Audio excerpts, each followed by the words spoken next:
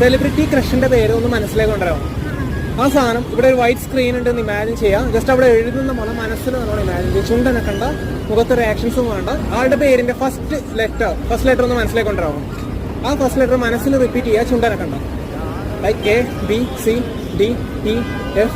Okay, Hindi, Malayalam ആക്ടറാണ്. Okay, just എന്നൊക്കെ കയ്യിൽ തരാം.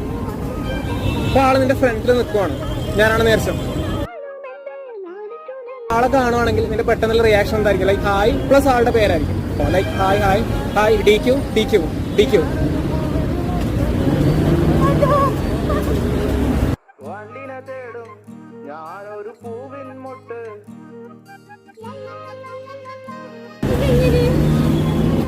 ആണോ? സീരിയസ്ലി